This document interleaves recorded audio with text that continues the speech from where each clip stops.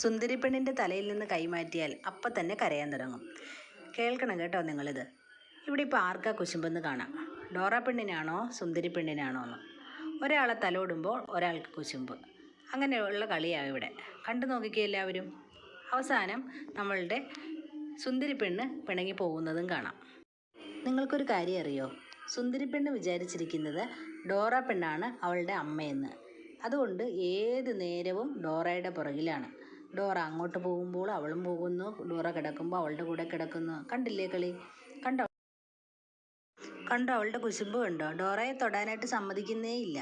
ഡോറയെ തൊട്ട് കഴിഞ്ഞാൽ അവളിതേ കയ്യെ പിടിച്ച് മാറ്റും.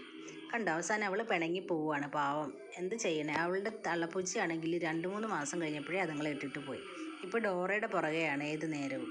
പുന്നാരവും കാര്യങ്ങളും ഒക്കെ ആയിട്ട് ഡോറയുടെ കൂടെ നടക്കുന്നത്. ഡോറയ്ക്കാണെങ്കിലോ അതിനേക്കാൾ കുശുമ്പ്. ഡോറ ചേട്ടൻ്റെ മാത്രമാണ്